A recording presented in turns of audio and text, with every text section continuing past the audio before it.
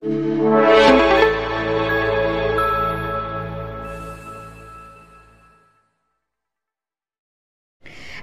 আলাইকুম প্রিয় দর্শক আজকের আয়োজনে থাকছে 9 মাস থেকে 4 বছর বয়সী বাচ্চাদের জন্য পুরো সপ্তাহের অর্থাৎ 7 দিনের 7টি দুপুরের খাবার রেসিপি। দর্শক, বাচ্চারা প্রতিদিন একই রকমের খাবার খেতে চায় না, তাই প্রয়োজন খাবারে ভিন্নতা আনা।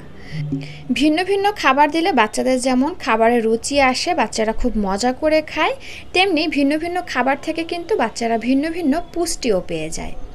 তো এই রেসিপিগুলো যদি আপনাদের মাথায় থাকে বা জানা থাকে, তাহলে কিন্তু আপনারা বাচ্চাদেরকে এক এক দিন এক এক রকমের পুষ্টিকর দুপুরের খাবার তৈরি করে খাওয়াতে পারবেন, যা কিনা বাচ্চাদের জন্য প্রতিদিনই হবে ভিন্ন রকমের এবং আলাদা খাবার।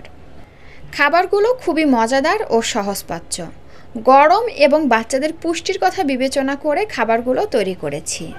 তো চলে যাচ্ছি প্রথম রেসিপিতে। তো এজন্য চলে আসলাম চুলায় একটা প্যান দিয়ে তার মধ্যে দিয়ে দিচ্ছি 1 কাপ পরিমাণে নর্মাল পানি যখন একটু ফুটে উঠবে এই পর্যায়ে দিয়ে দিব এইটুকু পরিমাণে গাজর, এইটুকু পরিমাণে ফুলকপি এবং এইটুকু পরিমাণে পেঁয়াজের কলি। আপনারা এখানে পেঁয়াজের কলিটা স্কিপ করে যেতে পারেন, তবে দিলে ফ্লেভারটা খুব সুন্দর আসে। তো যাই হোক, এবার চুলার আঁচ মিডিয়াম আঁচে রেখে আমি এই সবজিগুলোকে 80%-এর মতন সিদ্ধ করে নেব। তো ফিরে আসলাম প্রায় 5 থেকে 6 মিনিট পর। এরই মধ্যে সবজিগুলো ভালোই সিদ্ধ হয়ে গেছে। এখন পানি ঝরিয়ে পানির মধ্যে থেকে সবজিগুলোকে তুলে নিচ্ছি। তারপরে আবারও চলে আসলাম চুলায় একটা প্যান দিয়ে তার মধ্যে দিয়ে দিলাম সামান্য একটু রান্নার তেল। এখানে রান্নার তেলের পরিবর্তে ঘি অথবা বাটারও দেওয়া যাবে। তেলটা গরম হয়ে আসার পরে এর মধ্যে দিয়ে দিচ্ছি একটি মুরগির ডিম। ডিম হচ্ছে বাচ্চাদের জন্য সুপার ফুড। এক কথায় বলা যায় ডিম বাচ্চাদের ব্রেন ডেভেলপমেন্ট ও গ্রোথ ডেভেলপমেন্টে গুরুত্বপূর্ণ ভূমিকা পালন করে। তাই বাচ্চাদের প্রতিদিনের খাদ্য তালিকায় কম হলেও একটি ডিম রাখার চেষ্টা করবেন। তো যাই হোক, ডিমটাকে একটু হালকা ভেজে নেওয়ার পরে এর মধ্যে দিয়ে দিচ্ছি সবজি। তারপরে একটু ভালোভাবে মিশিয়ে নিয়ে এর মধ্যে দিয়ে দিচ্ছি স্বাদ অনুযায়ী লবণ। তবে বাচ্চার বয়স যদি 1 বছরের নিচে হয় তাহলে এখানে লবণটা স্কিপ করে যাবেন। আর বাচ্চা যদি লবণ ছাড়া একেবারেই খাবার খেতে না চায়, সেই ক্ষেত্রে সামান্য একটু লবণ ব্যবহার করবেন। তো যাই হোক, এখন নেড়ে চেড়ে এগুলোকে ভালোভাবে ভেজে নিব। ততক্ষণ পর্যন্ত ভেজে নিব যতক্ষণ না সুন্দর একটা ফ্লেভার বের হয় এবং একদম ঝরঝরা হয়ে যায়। তো যাই হোক, বেশ কিছুক্ষণ আমি এগুলোকে ভেজে নিয়েছি। এখন একটা সুন্দর ফ্লেভার বের হচ্ছে। এই পর্যায়ে আমি এর মধ্যে দিয়ে দিচ্ছি বাচ্চার চাহিদা অনুযায়ী পরিমাণ মতন রান্না করা ভাত। তারপরে নেড়েচেড়ে আমি এগুলোকে আরও 1 থেকে 2 মিনিটের মতন ভেজে নিচ্ছি। দর্শক, এই খাবারটি কিন্তু আপনি চাইলে বাচ্চাকে 2 ভাবে খাওয়াতে পারেন। একটি হচ্ছে আপনার বাচ্চা যদি চিবিয়ে খেতে অভ্যস্ত হয়, অর্থাৎ সব খাবার সে চিবিয়ে খেতে পারে, তাহলে খাবারটি এরকমের ঝুরঝুরে রেখে চুলা থেকে ভালোভাবে ভেজে নামিয়ে নেবেন। আর যে বাচ্চারা একটু গিলে খেতে অভ্যস্ত, চিবিয়ে খেতে চায় না, অনেক বাচ্চাই আছে যে গিলে খেতে চায়, চেবাতে চায় না, তো তাদের ক্ষেত্রে আপনারা এখানে পরিমাণ মতন নর্মাল বিশুদ্ধ খাবার পানি ব্যবহার করবেন। আমি এখানে 1/2 কাপ পরিমাণে পানি ব্যবহার করেছি। তারপরে ভালোভাবে নেড়ে চেড়ে মিশিয়ে দিয়ে একটা ঢাকনা দিয়ে ঢেকে এগুলোকে আরও 5 মিনিট রান্না করে নেবেন। এতে করে ভাতটা আরও নরম হয়ে আসবে এবং সফট হয়ে আসবে। 5 মিনিট পরে ফিরে এসে একটা আলু ম্যাশার অথবা ডাল ঘুটনি দিয়ে খাবারটি আপনার বাচ্চার পছন্দ অনুযায়ী ম্যাশ করে নেবেন। এই একটি খাবার থেকে বাচ্চা first class protein, vitamin, minerals, fat এবং কার্বোহাইড্রেট একই সাথে পেয়ে যাচ্ছে। আর এই খাবারটি যদি বাচ্চা অল্পও খায় তাহলে সে পর্যাপ্ত পরিমাণে পুষ্টি পাবে, সারাদিন এনার্জেটিক থাকবে। প্রিয় দর্শক, এর আগে আমি 7 মাস থেকে 2 বছর বয়সী বাচ্চাদের জন্য পুরো সপ্তাহের 7টি সকালের নাস্তা রেসিপি শেয়ার করেছিলাম। যারা রেসিপিটা এখনও দেখেন নাই তাদের জন্য এই ভিডিওর প্রথম পিন কমেন্টে রেসিপির লিঙ্কটা দেওয়া থাকবে। আপনারা প্রথম কমেন্টটা চেক করলেই পেয়ে যাবেন এবং লিঙ্কে ক্লিক করে ভিডিওটা দেখে নিতে পারবেন। প্রথমেই চলে আসলাম প্রিপারেশনে। এজন্য একটা ভালো পাকা দেখে টমেটো নিয়ে ভালোভাবে ধুয়ে একটা ছুরির সাহায্যে ছোট ছোট টুকরা করে কেটে নিচ্ছি। টমেটো কিন্তু 2 রকমের হয়, একটা হালকা মিষ্টি আর একটা টক। তো চেষ্টা করবেন হালকা মিষ্টি যে টমেটোটা রয়েছে ওইটা নিতে। টমেটোটাকে কেটে একটা বাটির মধ্যে তুলে নিচ্ছি। এরপরে দেখুন লাগবে মুরগির মাংস। এখানে আমি এরকমের সাইজের 1 পিস মুরগির মাংস নিয়েছি, হাড্ডি ছাড়া মুরগির মাংস রয়েছে। পুরো মুরগির মাংসটা লাগবে না, যেহেতু একবেলা খাওয়াবো তাই এখান থেকে অর্ধেকটা নিয়ে নিচ্ছি। তারপরে উপর থেকে ছুরির সাহায্যে হালকা হাতে একটু স্লাইস করে কেটে নিচ্ছি। এতে করে মাংসটা কেটে যাবে না, জাস্ট উপর থেকে হালকা হালকা করে কেটে নিতে হবে, এতে করে মাংসটা খুব দ্রুত সিদ্ধ হয়ে যাবে। স্যুপের ঘনত্ব ধরে রাখার জন্য আমরা সাধারণত কর্নফ্লাওয়ার ব্যবহার করি, কিন্তু বাচ্চাদের খাবারে কর্নফ্লাওয়ার ব্যবহার না করাই সবথেকে বেশি ভালো। তো কর্নফ্লাওয়ারের পরিবর্তে আমি এখানে নিয়ে নিলাম 1 টেবিল চামচ আটা। আটার পরিবর্তে আপনারা এখানে ময়দাও ব্যবহার করতে পারেন অথবা চালের গুঁড়াও ব্যবহার করতে পারেন, কিংবা আপনারা চাইলে কিন্তু এখানে ওটসের গুঁড়াও এরকমের পানির মধ্যে দিয়ে ভালোভাবে গুলে নিতে পারেন। আরও নিয়ে নিচ্ছি একটি মুরগির ডিম। ডিমটাকে ভালোভাবে ফেটিয়ে নিচ্ছি। এই তো সব কিছু রেডি করে নিয়েছি। এবার চলে যাচ্ছি চুলায়। চুলায় একটা প্যান দিয়ে তার মধ্যে দিয়ে দিচ্ছি 300 থেকে 350 ml নর্মাল পানি। তারপরে এর মধ্যে দিয়ে দিচ্ছি কেটে রাখা টমেটো এবং দিয়ে দিচ্ছি কেটে রাখা মাংসের টুকরো। দিয়ে দিচ্ছি হাফ চা চামচের একটু বেশি পরিমাণে আদা এবং রসুন পেস্ট, স্বাদ অনুযায়ী লবণ দিয়ে দিচ্ছি এবং দিয়ে দিচ্ছি 1 টেবিল চামচ রান্নার তেল। মাংসের মধ্যে যেহেতু কোনো ফ্যাট নাই তাই এখানে রান্নার তেল ব্যবহার করেছি। আপনাদের মাংসের মধ্যে যদি কোনো ফ্যাট থাকে তাহলে রান্নার তেলটা বাদ দিয়ে দিবেন। হালকা একটু ঝালের জন্য দিয়ে দিচ্ছি একটি কাঁচামরিচ মাঝ বরাবর ফেরে। বাচ্চা যদি ঝাল একেবারেই সহ্য না করতে পারে তাহলে এখানে মরিচটা স্কিপ করে যাবেন। আর এখানে কাঁচামরিচের পরিবর্তে আপনারা চাইলে কিন্তু গোলমরিচের গুঁড়াও ব্যবহার করতে পারেন। এখন হচ্ছে চুলার আঁচ হাই হিটে রেখে এর মধ্যে ভালোভাবে বলক এনে নিব। তো এই যে দেখুন বলক চলে এসেছে। এখন একটু নেড়ে চেড়ে দিয়ে একটা ঢাকনা দিয়ে ঢেকে এগুলোকে বেশ ভালোভাবে 20 থেকে 25 মিনিটের মতন রান্না করে নিব। আর এই অবস্থায় কিন্তু চুলার আঁচ মিডিয়াম আঁচে থাকবে। তো ফিরে আসলাম 20 মিনিট পর। এরই মধ্যে কিন্তু মাংসটা বেশ ভালোভাবে সিদ্ধ হয়ে গেছে এবং পানিটাও অনেকটা শুকিয়ে আসছে। এখন কাঁচামরিচের টুকরোটা তুলে ফেলে দিব আর মাংসটা তুলে ভালো করে ঠান্ডা করে নিব। এই ফাঁকে এর মধ্যে থাকা টমেটোগুলোকে একটা আলু ম্যাশার অথবা ডাল ঘুটনি দিয়ে ঘুটে একদম গলিয়ে ফেলবো। এই যে দেখুন টমেটোটা কিন্তু বেশ ভালোভাবে গলে গেছে আর এরই মধ্যে মাংসটাও ঠান্ডা হয়ে আসছে। এখন হাত দিয়ে আঙুলের সাহায্যে এরকম চেপে চেপে মাংসগুলোকে গুঁড়া করে নিব। মাংসটা যদি ভালোভাবে সিদ্ধ হয়ে যায় তাহলে কিন্তু এরকমের একদম গুঁড়া গুঁড়া হয়ে যাবে, বড় কোনো দানা এর মধ্যে থাকবে না। আর বড় দানা যদি এই খাবারের মধ্যে থেকে যায় আর বাচ্চাদের গলায় যদি আটকে যায় তাহলে কিন্তু বাচ্চারা ভয় পেয়ে যাবে আর খাবার খেতে চাইবে না।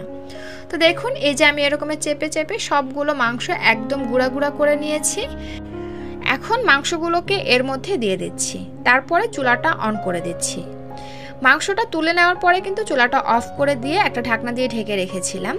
তো যাই হোক নেড়ে চেড়ে প্রতিটি উপকরণ মিশিয়ে নেওয়ার পরে এর মধ্যে দিয়ে দিচ্ছি গুলিয়ে রাখা আটা। দেওয়ার আগে আবারও একটু নেড়ে চেড়ে দিচ্ছি। এটাকে দিচ্ছি এবং অনবরত নেড়ে চেড়ে ভালোভাবে মিশিয়ে নিচ্ছি। এরপরে এগুলোকে আমি আরও 1 থেকে 1.5 মিনিটের মতন জাল করে নেব। যখন স্যুপের মধ্যে হালকা একটু বলক চলে আসবে এই পর্যায়ে আমি এর মধ্যে দিয়ে দিব ফেটিয়ে রাখা ডিম। ডিমটা অল্প অল্প দিতে হবে এবং অনবরত নেড়ে চেড়ে মিশিয়ে নিতে হবে। দর্শক স্যুপের মতন পুষ্টিকর খাবার কিন্তু আর কিছুই হয় না। বাচ্চারা যদি সকালে দুপুরে কিংবা রাতে শুধুমাত্র এই একটি খাবারই খায় তাহলে ওই বেলায় আর কোনো খাবারের প্রয়োজন নেই। এই একটি খাবারই সব রকমের পুষ্টির চাহিদা পূরণ করতে সক্ষম। তো যাই হোক নেড়েচেড়ে প্রতিটি উপকরণ ভালোভাবে মিশিয়ে নেওয়ার পরে সুন্দর একটা ফ্লেভারের জন্য দিয়ে দিচ্ছি সামান্য একটু ধনেপাতা। আপনাদের হাতের কাছে যদি ধনেপাতা না থাকে অথবা বাচ্চা যদি ধনেপাতার ফ্লেভার পছন্দ না করে তাহলে স্কিপ করে যেতে পারেন। জাস্ট দিয়ে নেড়ে চেড়েই চুলাটা অফ করে দিয়ে এটাকে চুলা থেকে নামিয়ে নিব। স্যুপের যে গরম রয়েছে তাতেই ধনেপাতাটা ভালোভাবে সিদ্ধ হয়ে যাবে। আর এই তো তৈরি হয়ে গেল বাচ্চাদের জন্য পুষ্টিতে পরিপূর্ণ এবং হাই প্রোটিন সমৃদ্ধ স্যুপ। বাচ্চাকে যখন খাওয়াবেন হালকা কুসুম গরম অবস্থায় খাওয়াবেন এবং খাওয়ানোর আগে সামান্য একটু লেবুর রস এর মধ্যে যুক্ত করবেন। আমি যেহেতু দুপুরে খাওয়াবো তাই বাচ্চাকে খাওয়ানোর আগে এর মধ্যে সামান্য একটু লেবুর রস যুক্ত করে তারপরেই বাচ্চাকে খাইয়ে দিব।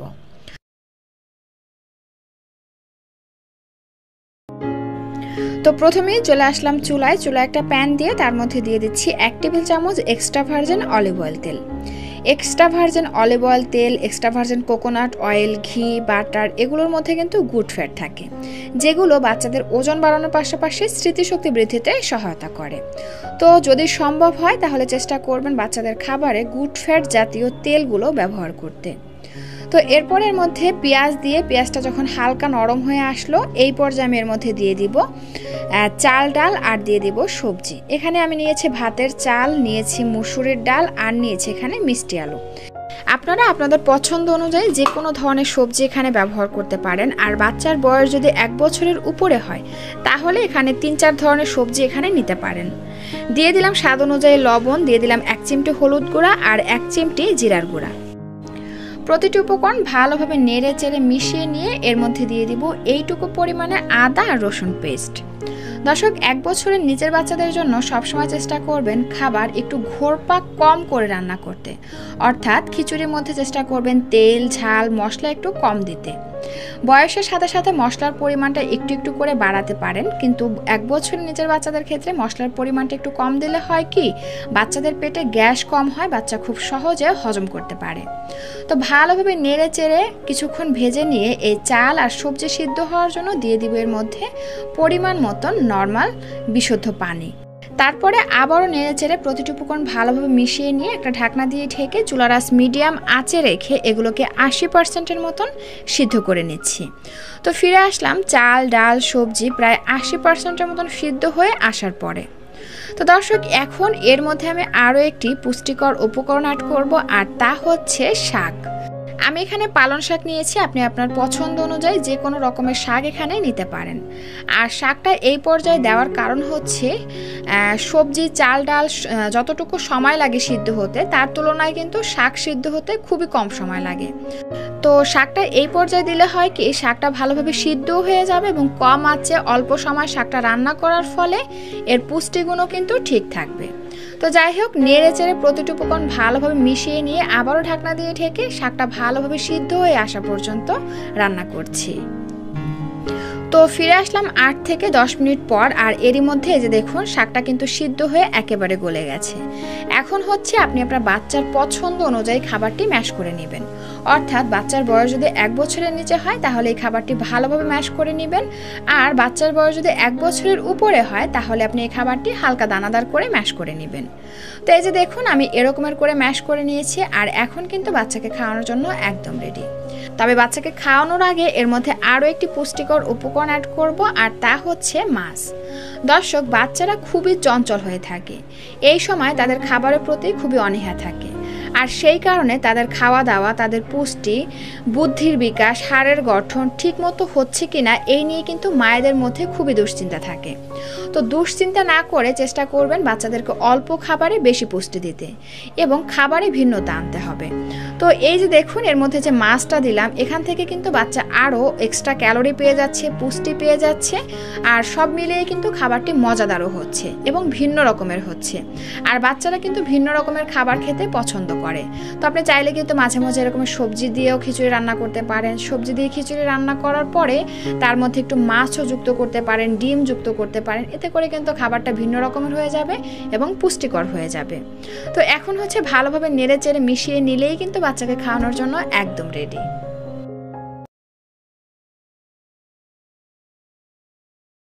চলে আসলাম রেসিপিতে। এজন্য একটা প্লেটের মধ্যে নিয়ে নিচ্ছি সামান্য একটু আদা এবং রসুন পেস্ট, নিয়ে নিলাম সামান্য একটু হলুদ গুঁড়ো এবং সামান্য একটু জিরার গুঁড়ো, আর দিয়ে দিচ্ছি স্বাদ অনুযায়ী লবণ।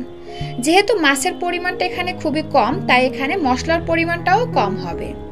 এবং এই খাবারের স্বাদ, গন্ধ এবং ফ্লেভার বাড়ানোর জন্য দিয়ে দিলাম 1.5 চা চামচ বাদাম গুঁড়া। এরপরে পরিমাণ মতন রান্নার তেল দিয়ে প্রতিটি উপকরণ ভালোভাবে মিশিয়ে নিচ্ছি।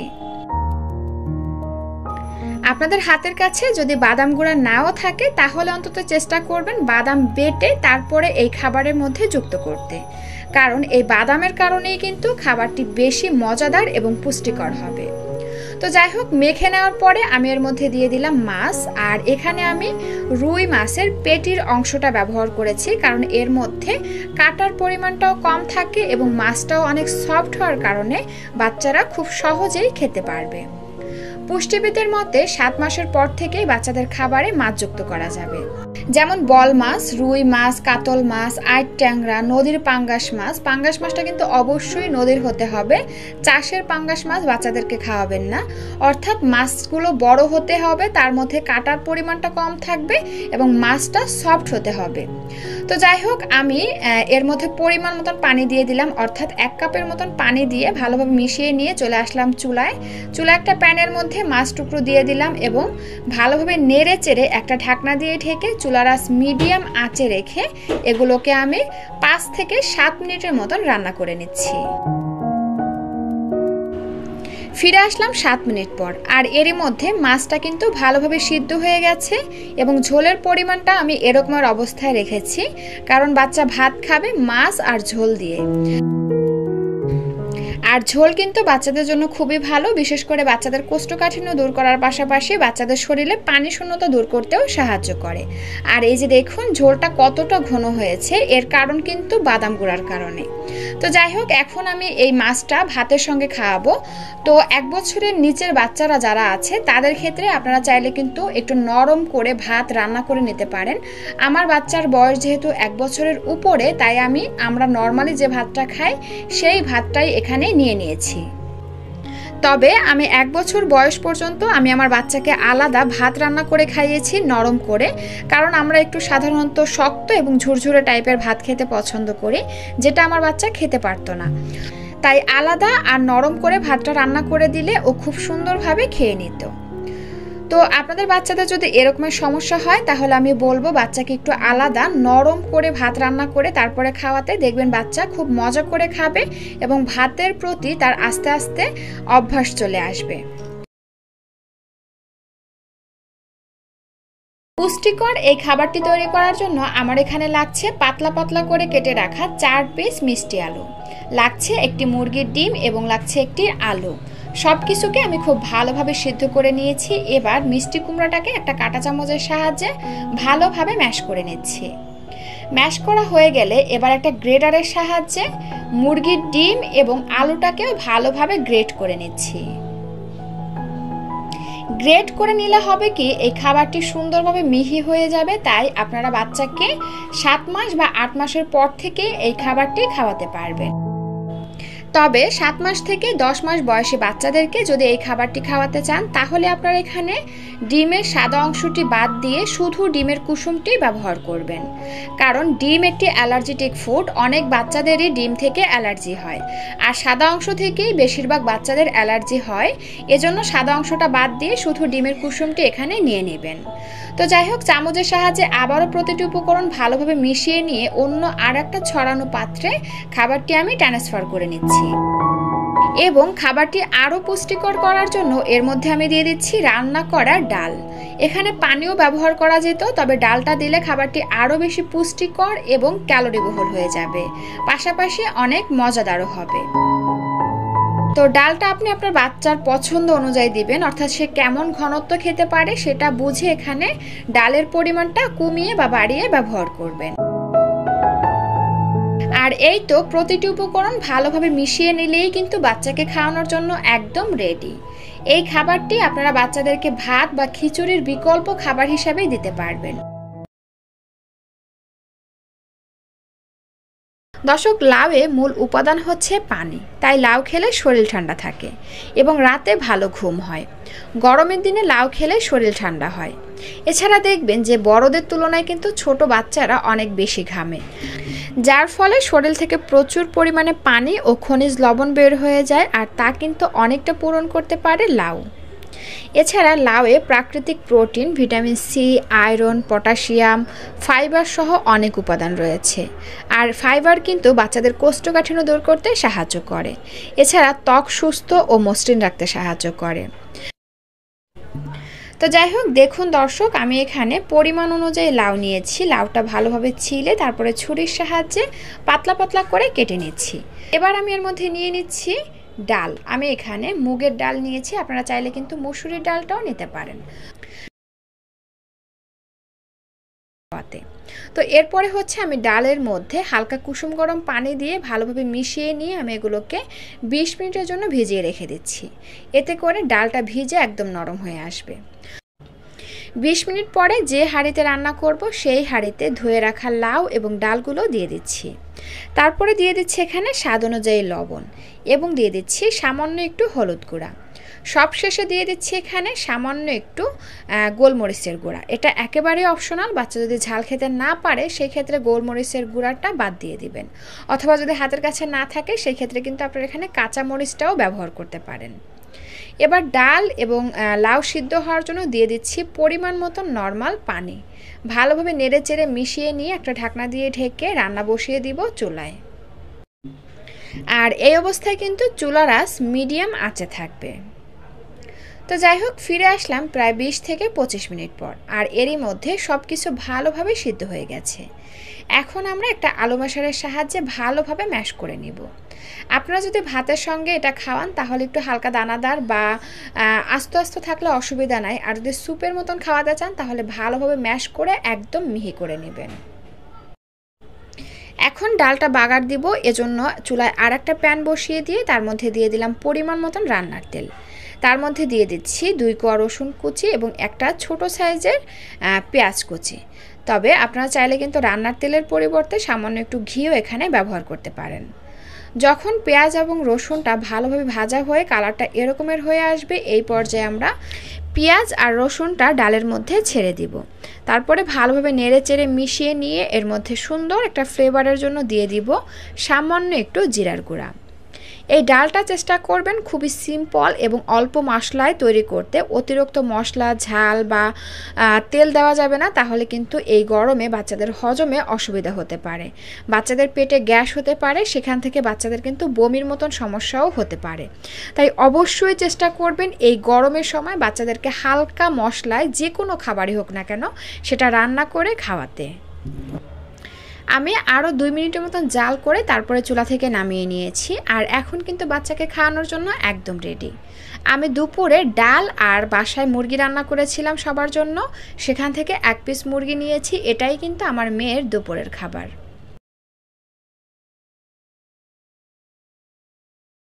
1.5 টেবিল চামচ মুসুরির ডাল নিয়ে তার মধ্যে পরিমাণ মতন পানি দিয়ে 15 মিনিটের জন্য ভিজিয়ে রেখে দিচ্ছি।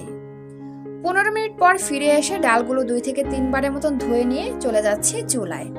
আর এই 15 মিনিট ডালগুলো ভিজিয়ে রাখার কারণে একদম ফুলে নরম হয়ে আসছে, এখন রান্না করতে সময় কম লাগবে। চুলায় একটা প্যান দিয়ে তার মধ্যে দিয়ে দিচ্ছি বাচ্চার চাহিদা অনুযায়ী পরিমাণ মতন ওটস। আমি এখানে রোলড ওটস ব্যবহার করেছি, আপনি আপনার বাচ্চাকে যে ওটস খাইয়ে অভ্যস্ত সেটাই এখানে নিয়ে নেবেন। চুলার আঁচ মিডিয়াম এবং লোয়ের মাঝামাঝি রেখে ওটসগুলোকে হালকা মুচমুচে করে ভেজে তুলে নিচ্ছি। একই প্যানে দিয়ে দিচ্ছি 2 টেবিল চামচ রেগুলার সয়াবিন তেল। আপনারা চাইলে এখানে সয়াবিন তেলের পরিবর্তে ঘি অথবা বাটারও ব্যবহার করতে পারেন। একটা মিডিয়াম সাইজের পেঁয়াজ কুচি দিয়ে হালকা একটু বাদামি করে ভেজে নিচ্ছি। পেঁয়াজটা যখন হালকা বাদামি হয়ে আসবে এই পর্যায়ে দিয়ে দিব সামান্য একটু আদা এবং রসুন পেস্ট। তারপরে আরও একটু ভেজে নিয়ে এর মধ্যে দিয়ে দিব সবজি হিসেবে দিয়ে দিচ্ছি পরিমাণ মতন আলু কুচি এবং পরিমাণ মতন গাজর কুচি, সাথে দিয়ে দিচ্ছি পরিমাণ মতন পটল কুচি। আপনি আপনার বাচ্চার পছন্দ অনুযায়ী বা আপনার হাতের কাছে যে সবজিটা অ্যাভেলেবেল সেই সবজিটা এখানে নিয়ে নিতে পারেন। আর অবশ্যই সবজিগুলোকে একদম ছোট ছোট করে কেটে নেবেন, তাহলে তাড়াতাড়ি সেদ্ধ হয়ে যাবে। এরপর এর মধ্যে সামান্য একটু লবণ এবং সামান্য একটু হলুদ গুঁড়া দিয়ে একটু সবজিগুলোকে ভেজে নেব, এতে করে সবজির মধ্যে থাকা কাঁচা গন্ধটা চলে যাবে। সবজিগুলো হালকা একটু নরম হয়ে আসার পরে এর মধ্যে দিয়ে দিব ধুয়ে রাখা ডাল। তারপরে ডাল, সবজি এগুলো আরো কিছুক্ষণ ভেজে নেব। তো চুলার আঁচ মিডিয়াম আঁচে রেখে সবজি এবং ডালগুলোকে কিছুক্ষণ ভেজে নেওয়ার পরে দেখবেন একদম ভাজা ভাজা হয়ে গেছে এবং এর মধ্যে থাকা এক্সট্রা পানিটাও শুকিয়ে আসছে। এই পর্যায়ে আমরা সবজি এবং ডাল সেদ্ধ হওয়ার জন্য দিয়ে দিব পরিমাণ মতন পানি। পানির পরিমাণটা এমনভাবে দিতে হবে যাতে সবজি এবং ডালগুলো ভালোভাবে সেদ্ধ হতে পারে। তো এবার একটা ঢাকনা দিয়ে ঢেকে চুলার আঁচ মিডিয়াম আঁচে রেখে এগুলোকে ভালোভাবে সেদ্ধ করে নিচ্ছি। ফিরে আসলাম সবকিছু খুব ভালোভাবে সেদ্ধ হয়ে যাওয়ার পরে। এই যে দেখুন, এখন একটা আলু ম্যাশারের সাহায্যে এগুলোকে একটু ম্যাশ করে দিব। তবে আপনার বাচ্চা যদি চিবিয়ে খেতে পারে তাহলে এটা ম্যাশ করার কোনো প্রয়োজন নেই। এই যে দেখুন, ভালোই ম্যাশ করা হয়েছে। এখন আমি এর মধ্যে দিয়ে দিব ভেজে রাখা ওটস এবং প্রতিটি উপকরণ খুব ভালোভাবে নেড়েচেড়ে মিশিয়ে নিব। ওটস দেওয়ার পরে কিন্তু ওটসগুলো দলা পেকে যাবে, তাই অবশ্যই অনবরত নেড়েচেড়ে দলাগুলো ভেঙে দিবেন। তারপরে চুলার আঁচ মিডিয়াম আঁচে রেখে একটা ঢাকনা দিয়ে ঢেকে ওটসগুলোকে ভালোভাবে রান্না করে কিছুক্ষণ সেদ্ধ করে নিব। আবারও ফিরে আসলাম 4 থেকে 5 মিনিট পর, আর এরই মধ্যে কিন্তু ওটসগুলো খুব ভালোভাবে সিদ্ধ হয়ে গেছে। আর এই 5 মিনিটের মধ্যে আমি ঢাকনাটা তুলে 2 থেকে 3 বারের মতো নেড়ে চেড়ে দিয়েছিলাম। তো এই যে দেখুন ওটসগুলো ভালোই সেদ্ধ হয়ে গেছে। এখন আমি এগুলোকে তুলে নিব। আপনি আপনার বাচ্চাকে যেমন লিকুইড রেখে খাওয়াতে চান ঠিক সেভাবে আপনি চুলা থেকে নামিয়ে নেবেন। আমি এই অবস্থায় চুলা থেকে নামিয়ে নিচ্ছি, কারণ এটা ঠান্ডা হলে আরো কিছুটা ঘন হয়ে আসবে। তো দর্শক দেখলেন তো কত সহজ এবং অল্প উপকরণ দিয়ে বাচ্চাদের জন্য ওটসের খিচুড়ি তৈরি হয়ে গেল। ওটস কিন্তু আমরা সাধারণত বাচ্চাদেরকে মিষ্টি করে রান্না করে খাওয়াই। তো এইভাবে যদি বাচ্চাকে খিচুড়ি রান্না করে খাওয়ানো যায় তাহলে কিন্তু বাচ্চারা ওটসের একটা ডিফারেন্ট টেস্টও পায়, আবার মজা করে খায়। তো অনেক আপুরাই কমেন্ট করেন যে আপু ওটস কি, ওটসের দাম কত, এটা কোথায় পাবো, কত মাস বয়স থেকে বাচ্চাকে খাওয়াতে পারবো। তো এটা সব মিলিয়ে একটা বিস্তারিত ভিডিও আমি করেছি এবং এই ভিডিওটা আমি আপলোডও দিয়েছি। তো ওই ভিডিওটার লিংক আমি এই ভিডিওর কমেন্ট বক্সে প্রথম পিন কমেন্টে দিয়ে দিব। যারা দেখতে আগ্রহী তারা চাইলে কমেন্ট বক্সে ঢুকে লিংকটায় ক্লিক করে ভিডিওটি দেখে নিতে পারেন। আর এইভাবে ওটস দিয়ে খিচুড়ি রান্না করে আপনারা 8 মাস থেকে 4 বছর বয়সী বাচ্চাদেরকে সকালে, দুপুর এবং রাতের প্রধান খাবার হিসাবে দিতে পারেন।